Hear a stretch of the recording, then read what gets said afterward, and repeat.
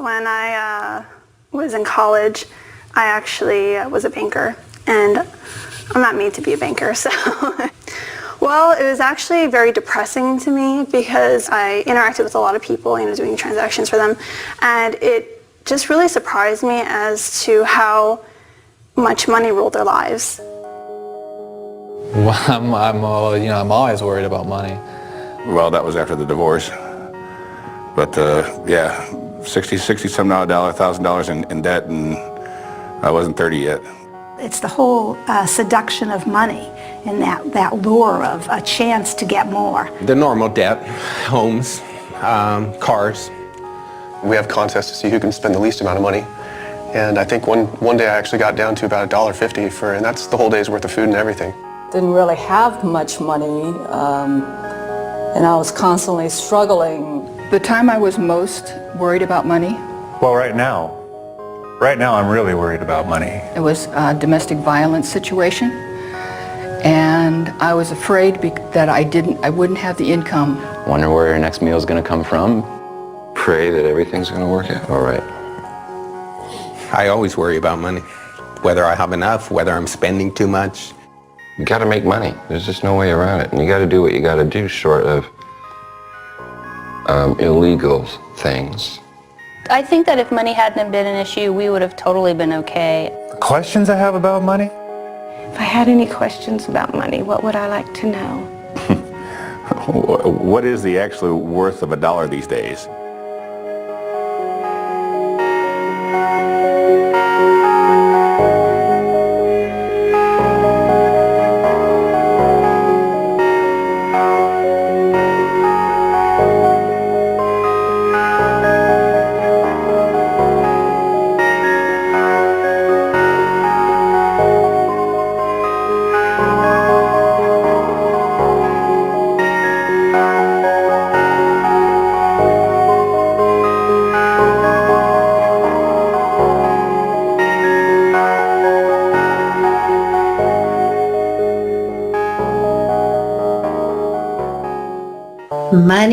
Money is the source of much anxiety, much confusion, a great deal of suffering. Money makes the world go round. That's the one that everybody knows. Money is a tool to help people live a better quality of life. But somehow it's become the all in all. People think that money is life in itself. The standard view is that if you get richer, you get better off and you're happier. Well, it turns out not to be true. People's absolute standard of living, once they're above poverty, is pretty weakly related to happiness. I'm going to make a rough claim that about 95% of family feuds, problems, breakdowns, are about money. And I'm probably conservative. In America, to have $1 million means that you're successful. But what does that really mean? Why is that? What's so special about money? Why do we deal about money as basically the breakdown in the family? Why is it so frequent? Our relationship with money is so troubled and so upsetting, and it is not just for people who are trying to make ends meet or who feel marginalized, but even our global billionaires are completely freaked out about money all the time. So having more money doesn't really resolve these problems we have around money. Understanding the dollar. That means more than knowing what a dollar bill looks like or what a silver dollar is. For the first time, essentially the entire world, willing or not, subscribes to the same set of economic rules. The money system went global, and it began to disorder every local ecosystem and every local social system on the planet. At the bottom of all the rules is the rule that making money is always more important than anything else. We've made money more important than human life, more important than the natural world, more important than God or spirit. And on that really bed of lies, our relationship with money is resting. This is where we are today, is that the entire apparatus of assumptions underlying economics are simply wrong. So, why do we allow societies to be run with this malfunctioning source code? Part of the difficulty is that very few people think about what money is, where it comes from, how it is created, and how it is controlled. Well, remember, there has been 150 years of very intense propaganda and indoctrination to try to drive these ideas out of people's heads. If we could unpack all of this mystification, we probably find that economics was made so complicated in order to mystify people, so they could not really figure it all out. If everybody knew the full facts about how money is issued, how it's put into circulation, who is issuing it, how they have power and control over the economy and over individuals' lives, I think there'd be a lot of very unhappy people around. It's often been said that money moves the world, or money is the engine of the world, or money makes the world go round, but in more accuracy, money stops the world from going. I'm afraid that's more than I care to spend. Money doesn't facilitate. In its current form, it inhibits transaction and trading. Money is the one thing that is required for economic exchange. It is the Khyber Pass, if you will. It's the channel through which every transaction must go in order to be completed. We live today by exchanging goods and services with one another, and money is the medium that we use to do that. So money actually becomes the controlling element in economics. Those who control money control everything. Out of the simple barter of primitive people, spearheads became one of the first articles used as money. Shells have also served as money. Wampum was used by the American Indians. And hundreds of other articles have been money to various people at various times. Money is not a creature of the state. It didn't require any king or prince to invent money. Rather, money and monetary trade were products of spontaneous order. Well, put yourself in a barter situation where you come to market with some good and try to trade it directly for the good you want to go home and consume. So if you come to market with asparagus and you want to go home with plaid shirts, you have to find somebody who is not only selling plaid shirts but wants to be paid in asparagus. But of course, the problem is you often can't find a trading partner who has the goods you want and wants the goods you have. An alternative is to think, well, what does this guy selling plaid shirts want? So what people do is they consider trading not necessarily for what they ultimately desire, but for other intermediate goods that they think may be more readily traded for what they ultimately desire. And at first, different people are experimenting with different indirect exchange strategies. So somebody may trade for salt, somebody else may be using nails, third person may be using barley. But what happens is the more certain goods get adopted in these individual efforts, the more attractive their use for the same purpose will seem to other people.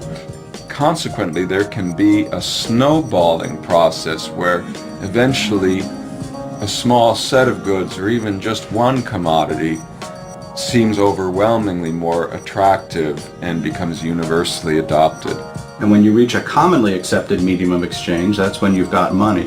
So it's not defined by any physical characteristics, it's not defined by any legal sanction, it's defined by this social convention that people will accept it in order to trade it away later.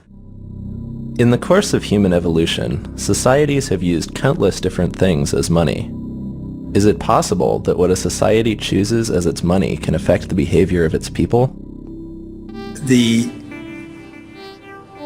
classical, conventional way of thinking about money is that it's a passive medium of exchange that is being used as a convenience to make exchanges between people, and that it doesn't really affect either the kind of transactions that are being performed, it just makes them easier, or the relationships between the people that are using that kind of money. Both these things happen to be proven wrong. Different kinds of money do have very different properties, and one of the key properties is the level of abundance or scarcity of the item that's being used as money. If it's abundant, you will get a proliferation of trade. People will be able to exchange their goods and services fairly freely. If money is scarce, you create a very serious problem because you prevent people from actually being able to exchange goods and services. We have a number of studies now that actually demonstrate very clearly that depending on what one uses as a medium of exchange, the relationships between the people are different. That's a huge, huge implication right there. There are different kinds of monetary systems, and some promote very socially responsible behavior, and some promote very antisocial, destructive behavior. My view of money in any society, not just modern society, is a projection of the collective unconscious of that society. And the sign, the proof of that, is that every society takes its own money system for granted. If you try and find out what people think money is, you will be mystified and amazed. It's a confusion, it's inaccurate, it's absurd, it's superstition, it's myth, it's religious, it's crazy. Most people haven't an idea, they just use it. Perhaps it'd be more accurate to say it uses them. In fact, it's impossible for the human mind to grasp the total amount of money that has been required to build the America we know today. Where then does all this money come from? Now we're getting to the point that is news. Most people have no idea where money comes from. A lot of people believe that it's the governments that create the money. I'm not sure of the exact authority under which more money is released. I know the executive has some power over it. As long as when I cash my paycheck, it's there. That's all I'm really worried about anymore. It comes from a big factory. Okay. They make it? It's, I don't know, created by the government to control us. Well, it'd have to be done by the government. I mean, that's what you would expect anyways. Whether or not it really is the government is a different story altogether. Conventional money is not created by the government, as many people believe, and is not even created by the central banks, although they do part of it. But it is actually created by the banking system. People see these films about the U.S. Mint and the government printing office, and they see these sheets of dollar bills being run off the printing presses. And so they think it's the government that's printing money. But this is not the real source of money. The real source of money is banks. The banks have a complete monopoly on the money creation process. So the public are not actually involved in it at all, directly or indirectly. The Federal Reserve is a private institution owned by commercial banks who are members of the Federal Reserve System, which includes all the nationally chartered banks. Most people don't realize that the Federal Reserve is a private corporation and is for profit. And in fact, Federal Reserve, it's neither federal and it's not a reserve. In 1910, a group of top American bankers met on Georgia's Jekyll Island to discuss ways of stabilizing the country's banking system. Congress passed the Federal Reserve Act in 1913, giving this private corporation a monopoly over issuing the nation's money supply. How then did the power to issue something as fundamental as money fall into private hands? Initially, you could think a bank was about storing people's gold. So you come in, you store your gold at the bank, and the banker gives you a gold certificate and says, you have such and such amount of gold in my bank. Now, the basis of the paper money systems was when you could start trading those pieces of paper. Let's say you have some gold that you want to keep safe. You put it in a bank, and the bank gives you a paper receipt you can redeem later for your gold. You can now trade that piece of paper in place of the gold, as long as others are also able to redeem it for your gold. The good name of the bank on the paper note assures people that behind the piece of paper is a piece of gold waiting to be redeemed. Soon, as the people's confidence in the bank grows, rather than cashing in the receipt, the person receiving the paper simply trades it again. The paper may end up being traded many times before being redeemed for the original gold in the bank. And banks discovered that when people started paying each other with claims to the coins in the bank's vault rather than taking the coins out, that the bank didn't really need to keep all the coins in the vault in order to have enough to actually pay people who did come and want the coins. The banker realizes nobody's coming to take the gold. Gold's just sitting there. So instead of just putting out one piece of paper that says, you know, there's such and such amount of gold, you can put out a lot of pieces of paper given the fact that nobody is coming and taking the gold. And you can lend money. And the basis of that loan is the trust that people have that if they want to come and get the gold will be there. Money in the bank is not actually wealth.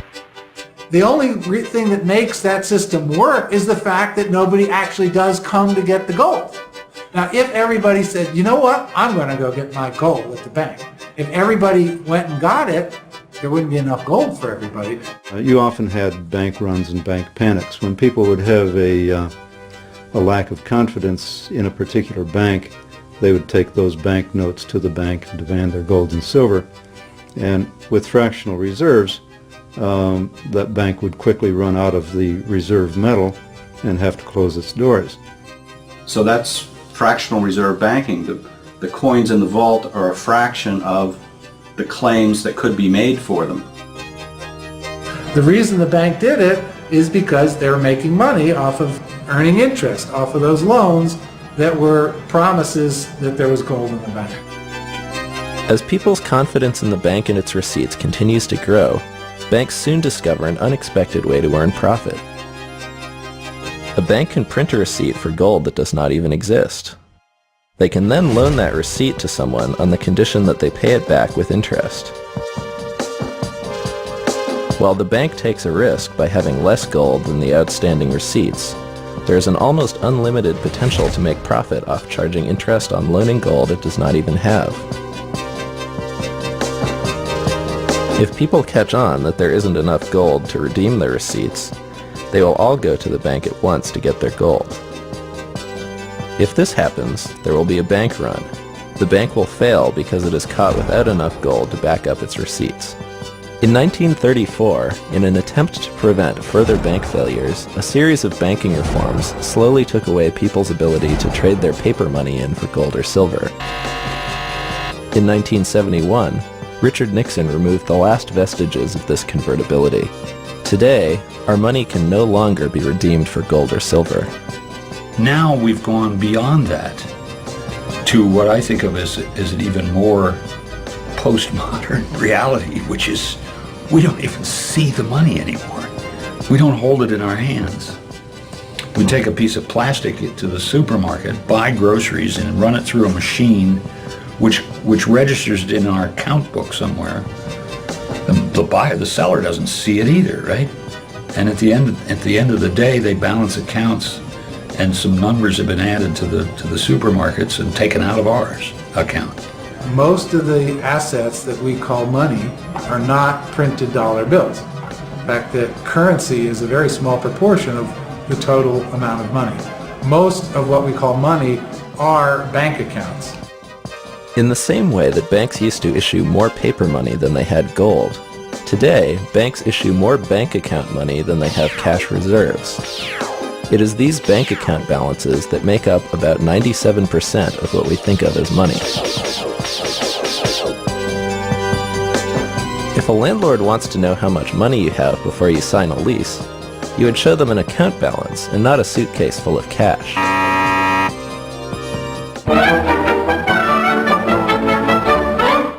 Most economic textbooks never say what money is. They just say what money does. They describe money by its functions. They talk about things like medium of exchange, standard of value, store of value, or the classical ones. These are all things that money does. Money lives in a different space, in fact. It's an agreement. A lot of people think money is something that's tangible, real, and that you can pick up and handle. That actually isn't so. Money is basically an idea, And it's an idea that you owe someone something or someone owes something to you. And that idea can be symbolized by an account where your account goes up and mine goes down, or vice versa. Or it can be symbolized by an exchange of paper currency or an exchange of coin, whether it's gold, silver, or copper, or whatever. But those are all symbols. It's not actually money. Another misconception that people have about money is that money is a thing. But in today's world, money is simply credit, which means it's an information system. And the question is, what kind of information does it convey? It's information about claims against the economic output. You have a bank account that says you have $1 million. You know, it's nice to say I have $1 million, but what really makes it nice is that you can buy $1 million worth of things that you want to buy. So if money is nothing more than information about what we owe each other, how does the money we use every day get created? Money is created through a process of bank loans. People, companies, governments going to the banking system and borrowing money. So every dollar, every national currency you've ever seen is someone's debt. For every new dollar created in the monetary system, you have a corresponding debt. That works both for the Federal Reserve dollars themselves and for the bank deposit dollars that are based on them. Money is issued whenever someone takes out a loan from the bank. So if I walk into a bank and I want to borrow $500,000 to start a business, and I've got a good business plan and I've got customers, then the bank, assuming they agree, will give me $500,000 to start my business. There is your money, and this is your payment book. Thank you. Now most people, if you ask them, will say, well, that $500,000 comes from somewhere else. It comes from someone else's savings. It comes from investments. That's actually not true. When I say money is issued as debt, I mean they don't get that money from anywhere. They actually create it out of thin air and create a credit in my bank account, and poof, there it is. John Kenneth Galbraith, in his book Money, Whence It Came, Where It Went, says this. He says, "The process by which money is created is so simple that the mind is repelled." And it's true. When I tell people how money is created by banks simply by making ledger entries, they just can't believe it. The private banking system literally creates our money out of nothing and loads it into the economy. The only way new money can get into the economy and ultimately your pocket is via a bank loan. This means that every dollar you have ever seen is someone's debt to a bank. The simple fact is, and it's an uncomfortable fact for many people to realize, that if all the debts were repaid, then all the money supply would simply disappear. There would be no money. And that would mean a complete and total collapse of the economy. If everybody were to reimburse their debts, if that were possible, that everybody does reimburse their debts, there wouldn't be any money left. In fact, there's more debt than money available. And the reason is that interest is not created. The catch is that they want more repaid than what they've given me. When you go to a bank and borrow $100,000 to buy a house, they will check whether you are a good credit, and then they will decide to create the money, entering it electronically in your account, and say you have to bring back $200,000 in the next 20 years. The $100,000 of the first loan is created. The second one, the interest rate, is not created. So they send you in the world, compete with everybody else to bring in the second $100,000. That's how the money is kept scarce. It is through the competition between the different players for interest that is not created. So there's always less money than is necessary. Okay? And it's done systemically. If you go to a bank and you borrow money into circulation, if the bank decides to approve your loan application, they will make two entries on their books. One is they will take your note, let's say it's a mortgage note, and that will be an asset on the books of the bank, and they will offset that with an equal deposit to your account, which is a liability on the books of the bank. So the money creation process is as simple as that. But the bank does not create the interest that you're going to have to pay year by year by year until this mortgage loan matures. So where does that interest come from? Where does the interest come from? I have to find that. Well, it has to come from some other loan that was made to someone else. So you have this inherent deficiency in the money supply. Not everyone can repay what they owe to the banks. At any given time, there is more owed to the banks than exists in circulation. Which means, inevitably, someone is going to lose the game. Someone is going to go bankrupt, and that has nothing whatsoever to do with the quality of the goods and services or the efficiency of the business. Nothing at all. Everybody in the economy is vying with everyone else to avoid defaulting on their loans to the banks. And the only way they can do that is by competing with one another for an inadequate supply. So it's like a game of musical chairs. It assures that there must be some losers, regardless of how competent they are in conducting their business. The money we get when we receive a loan is called principal. Our debt, however, is not discharged when we repay the principal. Bank loans are all made on the condition that people pay both the principal and the interest the bank charges. However, money can only be issued as principal. No one creates the interest, so the amount of debt owed is actually far greater than the amount of money there is to repay it. When a dollar is loaned into the economy, it begins a loop. Joe the farmer gets a loan from the bank and pays Tom for fixing his tractor. Tom pays Jane for bread at the local bakery, and Jane in turn buys the wheat from Joe, who can now repay the loan. The problem is, Joe owes the bank interest on top of the principal. In order to avoid losing his property to the bank, Joe must go find other money making its own loop in the economy. He can now repay his loan with the interest, but the people in that loop are left without their money. They still need money to facilitate their exchanges and to repay the loan that issued the money they had been using. The only place they can get it is from other such debt loops. Since all money has an interest price tag attached, there will never be enough money to repay all the debt owed to banks. Therefore, some people will always have to go bankrupt or have their property repossessed by the bank.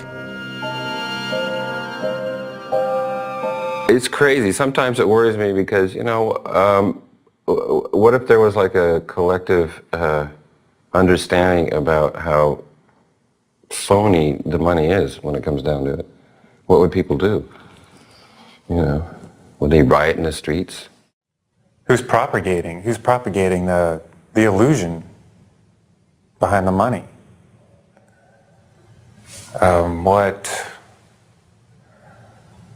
That just pisses me off, actually.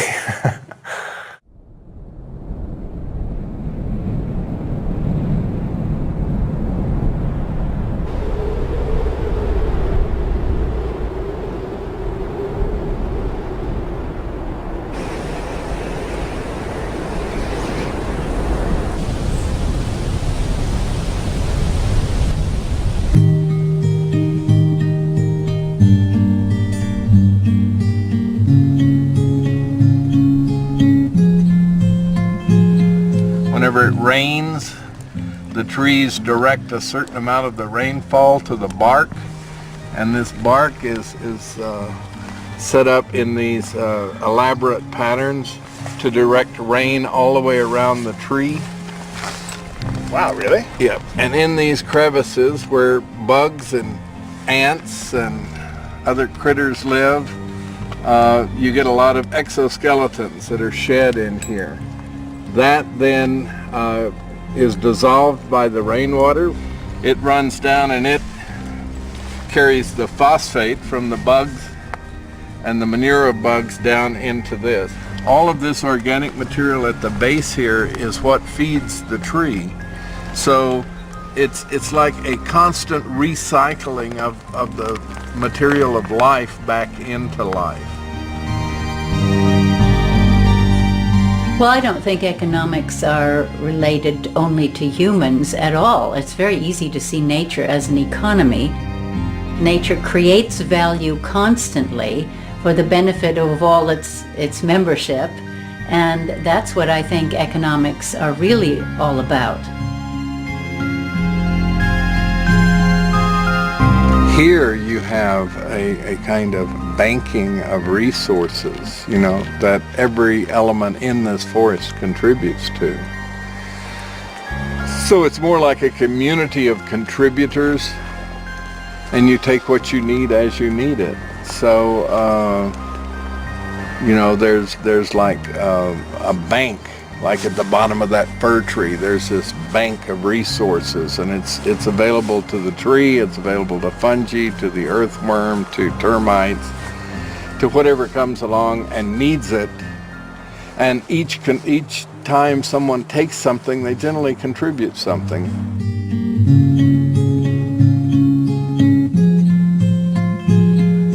There isn't that kind of profit motive or interest or any of that in natural systems. It really isn't necessary to have more than you need, unless somehow you're acculturated to that belief system. So there's a kind of scarcity boogie bear in human culture that always has us feeling as if there isn't enough or there's not going to be enough. So we've got to quick gather as much as we can and store it where no one can get to it and steal it from us or rob us or whatever. And then it doesn't really matter if we even use it. Most people's experience with money is that money is scarce. And in today's monetary system, it is scarce.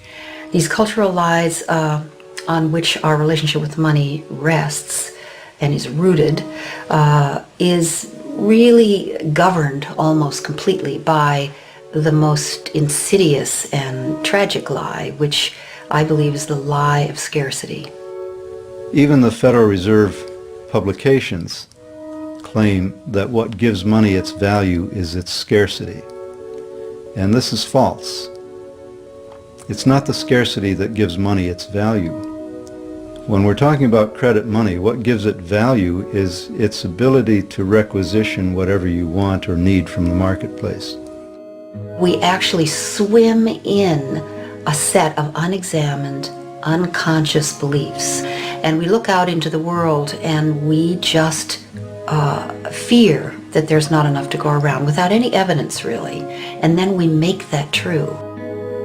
The domination model artificially creates scarcity, and that scarcity is one of the ways that the system actually maintains itself. Not only material scarcity, emotional and yes, spiritual scarcity. I mean, what does it mean to have enough money? I mean, I guess you always want a little more. There's not enough time, there's not enough money, there's not enough sleep. So it's a constant battle with there's not enough, we don't have enough, it's not enough, I'm not enough. And that is a mindset. It's an unconscious, unexamined mindset that creates distorted behaviors that are inconsistent with who we are. The same thing that keeps a rich person from giving is the same thing that keeps a poor person from making. It's that conditioned way of thinking and seeing that we have to really begin to address. Those who consider themselves poor in this country are not poor. I think it's this scarcity mentality. You know, I think it's a belief system that we all carry. And that there's not enough belief system has a second part to it. There's not enough to go around, and someone somewhere is going to be left out. And that inevitable fear or certainty that there's not enough to go around and someone somewhere is going to be left out is actually at the base of our political understanding of the world, our systems of governance, our educational system. It's even at the heart of religion. Of course there are scarcities that happen naturally. There's a disaster, there's a flood, all kinds of things can happen. But here you have a system that artificially creates scarcity so that then you get people who really are fighting for the spoils, and since there's so much control from up on top, it is a way of maintaining the disunity and the confusion of those on bottom. What it is, it's emasculated men. And what do men do when they're emasculated? They compensate with hypermasculinity. When you leave, particularly men, with no options, they get violent and they get destructive. I don't care where you're talking about. Go to Russia. Where do you think the Russian gangs are? Go to Northern Ireland. Go anywhere in the world. These devastating dynamics are engineered. So our experience of money as being scarce is an artifact of the money system. In a properly run monetary system, there will be no scarcity of money. There's not enough to go around and someone somewhere is always going to be left out gives us this very difficult and unfortunate permission to leave people out. Because if someone's always going to be left out, then it's your job and my job to accumulate more than we possibly could ever use or need to distance ourselves from ever being one of those poor people who gets left out.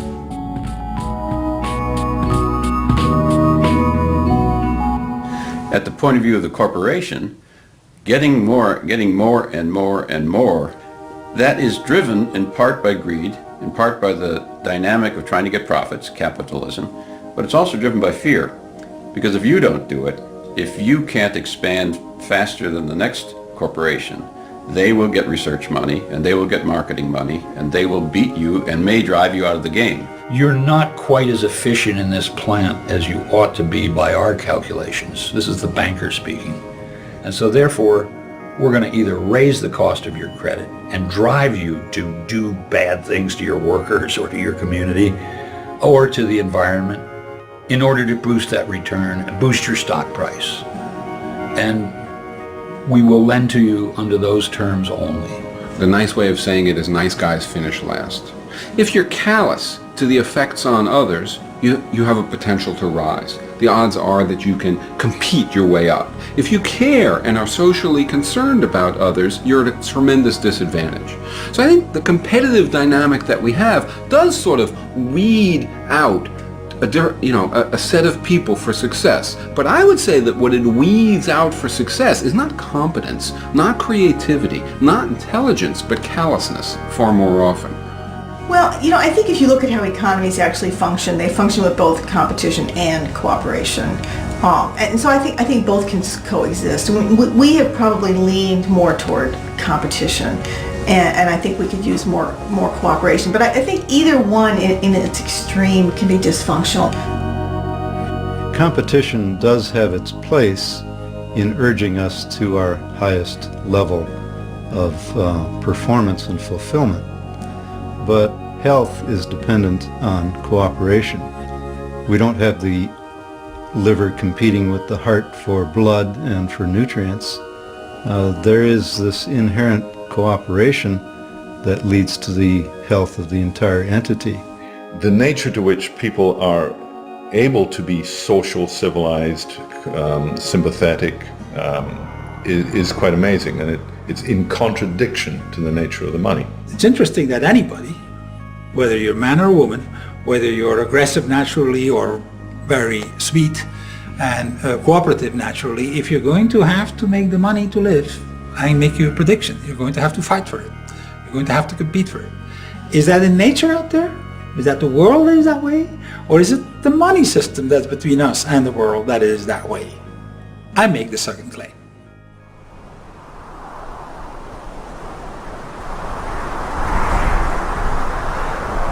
A lot of diversity here.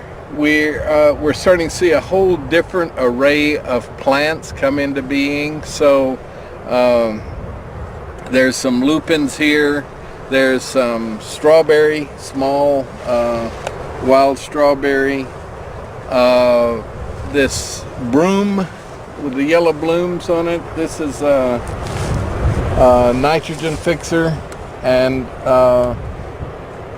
is stabilizing these slopes. And decomposters here, they're harvesting that broom. So what are these ants doing for the whole situation? Well, basically they're breaking carbon down. They're taking carbon, gathering it together and breaking it down. You got a great part of the Umbellifera family. This is yarrow.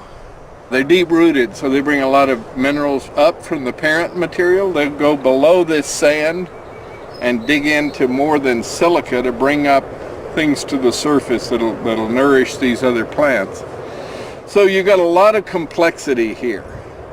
A lot of plants cooperating with each other to try and create an ecosystem that stabilizes this shifting sand surface here. Ecosystems are based much more on cooperation than they are on competition.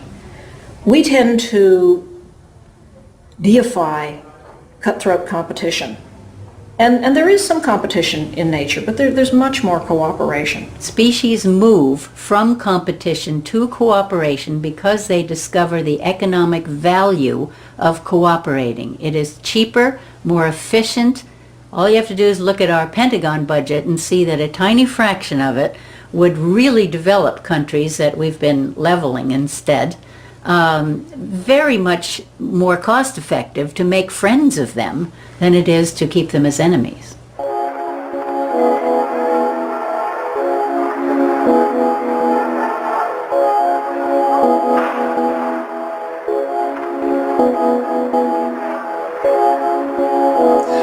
We have 8 billion people on the planet.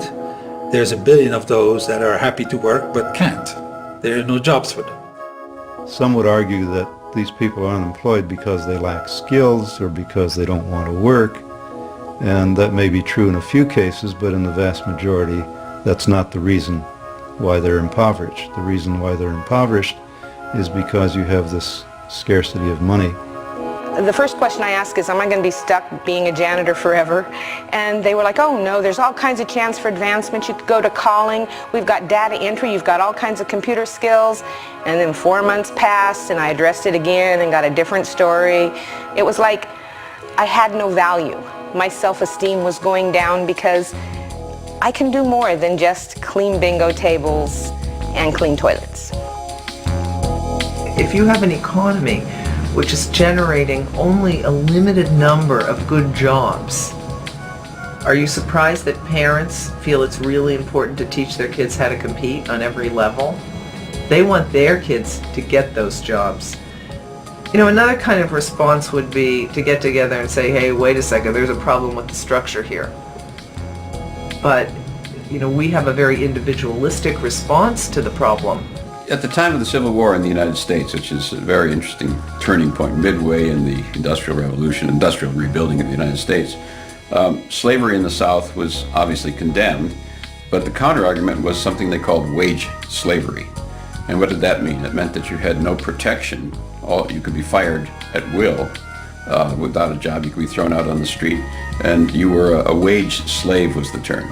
13th Amendment, which says you cannot treat a human being as a commodity for buying and selling. And the new economics is you can no longer buy or sell labor, but you can rent it. So the wage is you're renting somebody. The word job was invented in the industrial age in England. It didn't exist before. And it describes a pile of things that one does for money. Work is a very, very old concept. And work is something you do because you're passionate about, or because you're good at it, or because that's what you love doing. A job is specifically something you do for pay. Pay in national money, to be precise. Tell me, why are you interested in this job? I need a steady job, Mr. Wiley, with a chance to go places.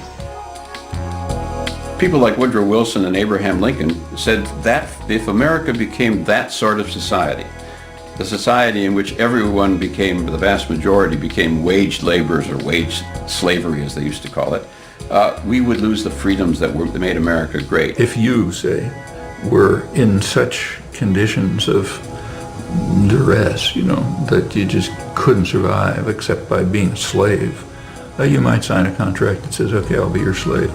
That's by your own free will. I mean, are we going to take that seriously?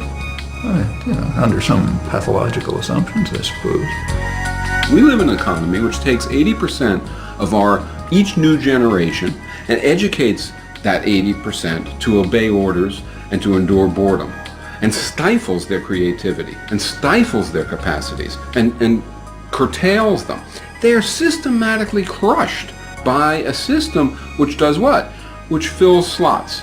And 80% of the slots need people who just do rote, tedious, repetitive labor, at least at work, and therefore are acclimated to doing that. Most of my jobs I've never really liked. I've never said, this is great, I can't believe I'm getting paid to do this. Yeah, there was a job I really, really despised, but the money was really good.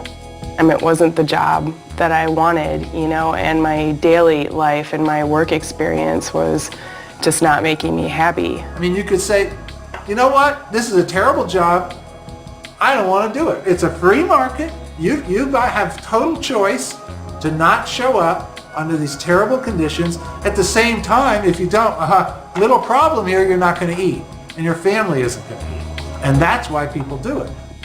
Yeah, I really hated that job. I think many of us nowadays feel the way Charlie Chaplin role modeled long ago, like cogs in wheels, that we're stuck in the machinery of our economy, that we have very little choice. We have to work a 9-to-5 job and watch a little TV and go to bed and do it all over again. I want to have a more rewarding experience, I guess, with life, and based not just to make money and to say, oh, this year I made 10,000 more than last year. I think that this whole idea of the middle class in this country is ridiculous. There's no middle class. There's no such thing as that. They're the working poor too, because their whole lifestyle is financed to death. They have the big, beautiful house, the 2 lovely cars, they're putting their kids through college. But if they get fired from their job, all of that stuff is over. I've always been kind of a cynical person, so I guess to me, doing jobs to just support yourself is just pretty much what life is about. It's that we do the work we do so often simply for the money. Now, since we're all chasing this money around, it utterly patterns our society. So hardly realizing it, they come into their purchasing stage and are off on a wild, non-stop ride.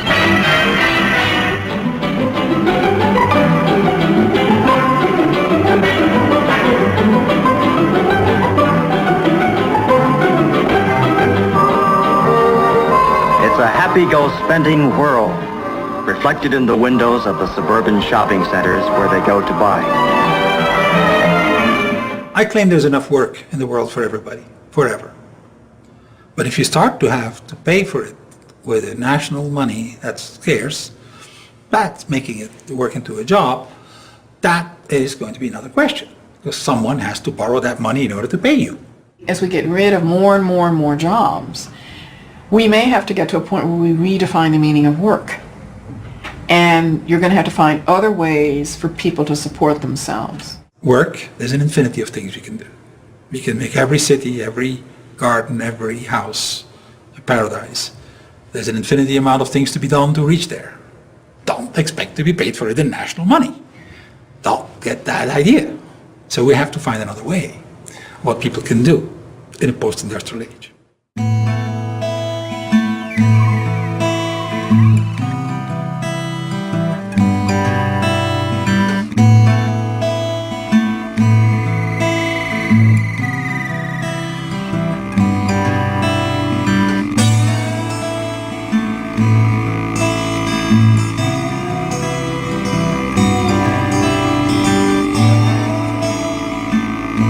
One of the things about local currency, I think that a lot of people are embracing it because they're starting to understand more about our federal economic system.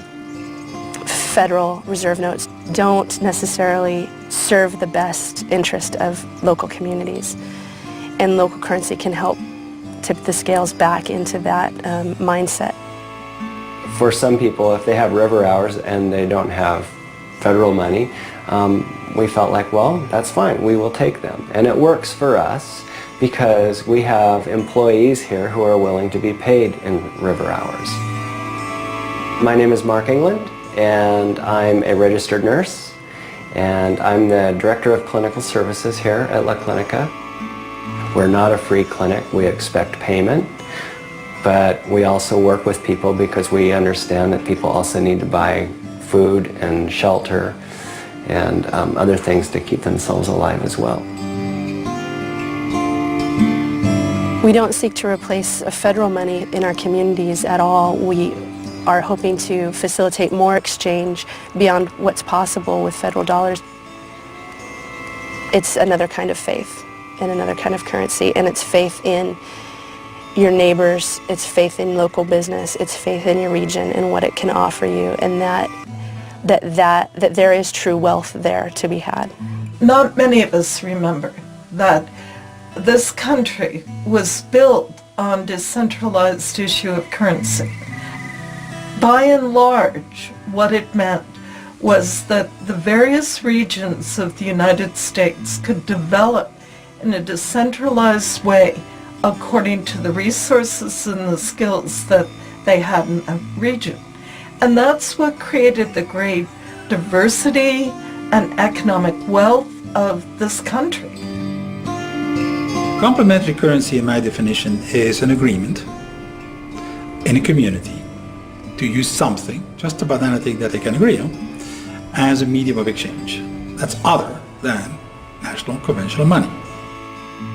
The first thing that one has to understand about complementary currencies is that there are as many different rules as you can want to invent. In national money, there's only one. Okay, that's basically the same worldwide. In complementary currencies, different communities agree on different rules. It is complementary because they do not replace national money. A local currency is something that is issued at the time that it's backed by goods and services in our community.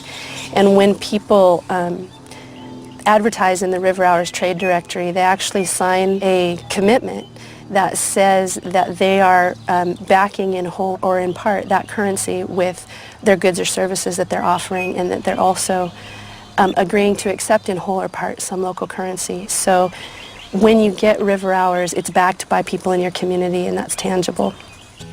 Local currency is a way of encouraging people, inducing people to spend locally. And it's also a way to help people to support one another in the local economy when they maybe do not have any money. It's been probably a third to half of my income. Whether it was working for people or just the advertising in the directory and getting my name out, or word of mouth has been huge. Their offerings, their inventory, the money often hits their cash register and then heads straight out of town to the central office in Ohio or wherever. River Hours is hopelessly and happily bound to our community. That value always remains here, and I think people understand that. Alan Watts in the 50s wrote a critique of the Depression where he said, look, the economy went flat because everybody found there was no money. There's plenty of work needed doing, plenty of people wanted work, plenty of goods in the stores, but nobody could afford them, nobody could pay for them because we had no money. And he said this was like going to build a building. And you've got the materials, you've got the tools, you've got the skills, you've got the drawings, you've got the planning permission, you've got the weather, you've got the will. No inches. Damn. We had a bunch of inches, but then big project on the other side of town, they're using all the inches. We don't have any inches because all the inches went over there. I guess we're out of work. Well, that's exactly what we do with money. That's my clearest realization, is that there is plenty of work that needs to be done in this valley. And there are all kinds of people who need work to make ends meet. They need work. They could contribute to the community. There's all kinds of things to do. So we have the work that needs to be done. We have the workers. What is it that's missing? You know, pieces of paper that say, I'll do this for, you know, in exchange for other goods. People are short of and hungry for a tangible way to just plug into a sense of community. And that feeling, that attitude, I believe is accomplished transactionally through using this currency system.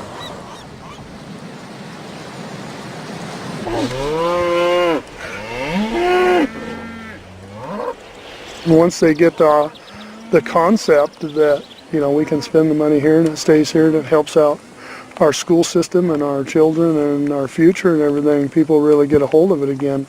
And the river hours and all that, that's all stuff that need to keep working hard at.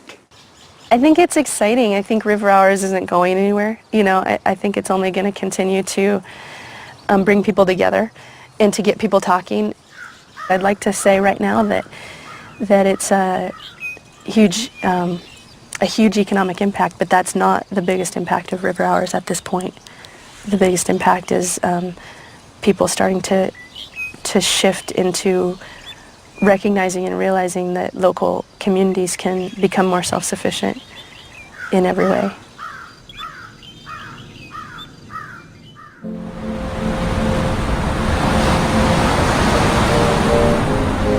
And the soil here is interesting because now, you know, this is all dune stuff, but now we've got this humus building up, holding the sand together. You can still see the sand grains in there. But, so these dunes have been established for a while. So they're totally covered in vegetation. Everything has reached a certain amount of stability. All of these plants combined are sharing the rhizosphere with each other. Their roots are intertwined.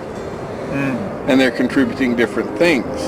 These plants root associate either with, probably here it's a fungus, that can actually take nitrogen out of the atmosphere and fix it on their roots. Can actually fix it so that the pine tree can get it. The pine tree in exchange will, through photosynthesis, create sugars and send it down and feed that to the fungus. So there's this interaction going on all the time that is mutually beneficial. What we're doing is really reinventing the exchange process. We need to mediate exchanges in a different way than we've done before. The debt money system creates money on the basis of interest-bearing debt. It's not debt itself that is at fault. It's the interest component that's attached to the debt. And the interest component does not get created when banks create money on the basis of collateral. Some people are really Luddite about this, and they think, well, we should be back to gold and silver, and that's a metal, precious metal that doesn't change with time. That's all nonsense in my view. Just nonsense. And a lot of earnest, good people devote their lives to trying to prove that somehow the world is going to hell because we have this symbolic money rather than the real thing. I would say don't waste your brain cells on that subject. It doesn't lead anywhere, and it's actually quite reactionary if you think about it. We have to start thinking about money as an information medium, not as a substantial thing. It has been merely an information medium for a couple of hundred years in most respects. But nonetheless, we've stuck ourselves with the idea that there's only so much money. That's the core of its reality concept.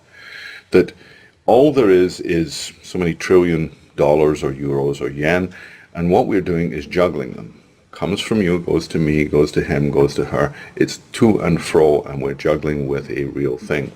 Therefore, we are always going to have shortages.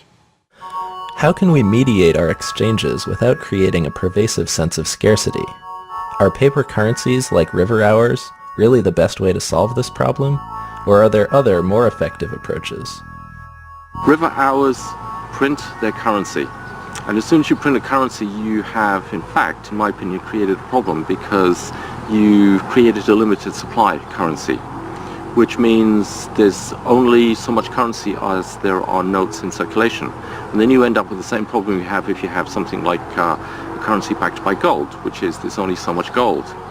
A mutual credit system, there's unlimited currency available in potential, and that's one of its great strengths. In a mutual credit system, each person has an account, and at some times your account may be positive, at other times your account may be negative. Now, it's this allowance for a negative balance that is the fundamental feature of a credit clearing system. This negative balance represents credit that's been extended to you by the rest of the community. My name is Francis Ailey. I'm the president of Fourth Corner Exchange. We are a mutual time exchange, mutual credit exchange system. We have over, as of today, 650 members, and about 400 of those are in Bellingham. I'm Jean Brecken. I offer reading out loud, singing, playing the piano, word processing, writing, and office work. Hi, I'm Lynette Allen, and I'm offering websites, design and development. One of my favorites is I have this great apple tree, so I have a lot of apples that I have sold for time dollars and changed a 4-year-old's concept of where apples come from.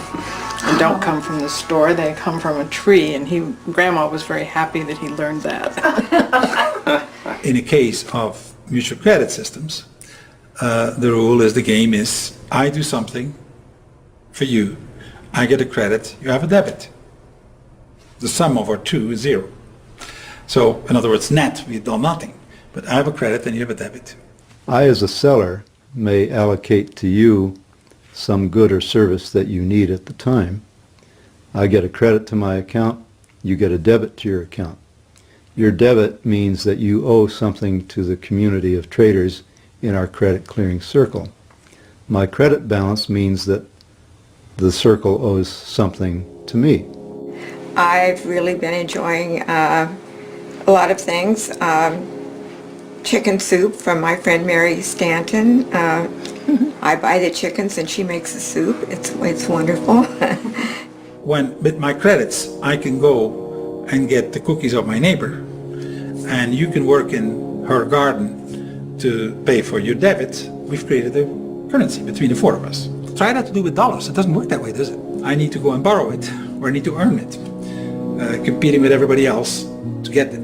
Okay? In this game, we created ourselves.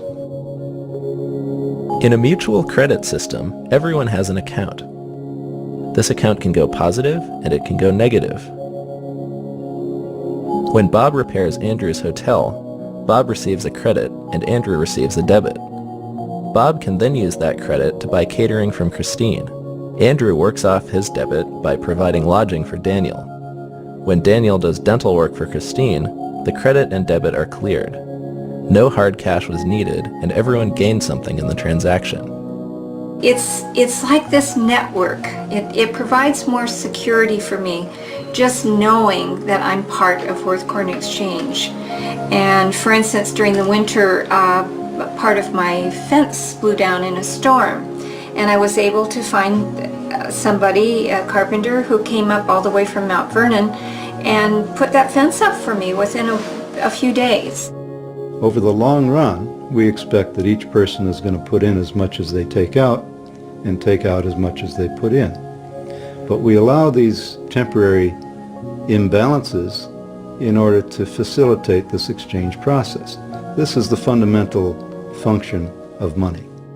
As more people join the mutual credit clearing circle, this process can become more dynamic.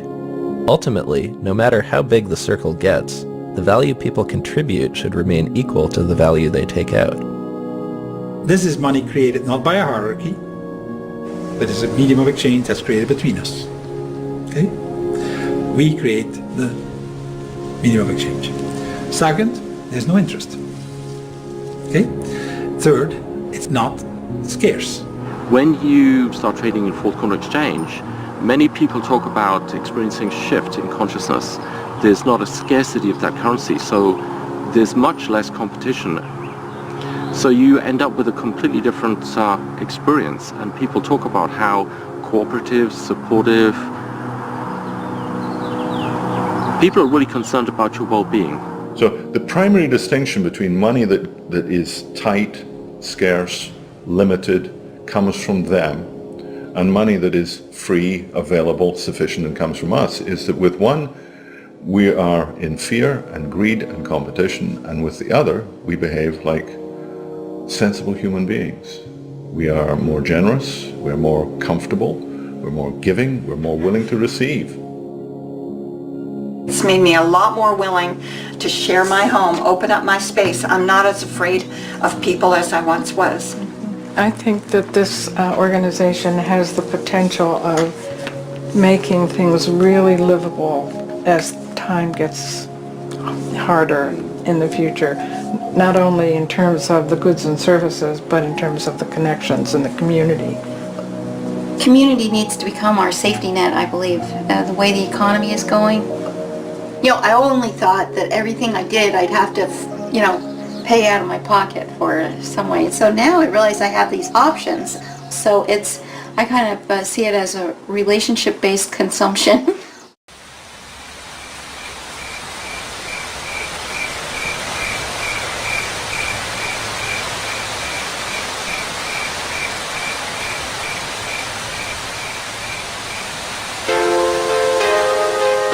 You can't even begin to talk about how do we think like an ecosystem until you're aware of your place in your own culture, in your own society, that you aren't the only thing worth consideration, that everything around you is part of you, and that you have a responsibility for those around you. And in order to be aware of your place, you have to look at the place and understand the place, right? And it's, you know, Earth, planet Earth. There is without a doubt a mega crisis that we're facing in the coming years. And the big elephant in the living room is the money problem. And unfortunately, most people who are active in the sustainability movement and the environmental movement don't understand the nature of this problem. And we're not going to make any significant headway with sustainability or restoration of the environment until we solve the money problem. This is part of the hallmark of a pre-democratic society, is that it functions by taboo. We have certain assumptions, we accept them, we do not question them. If you want to be part of the tribe, you will speak the language of the tribe and you will follow the rules of the tribe.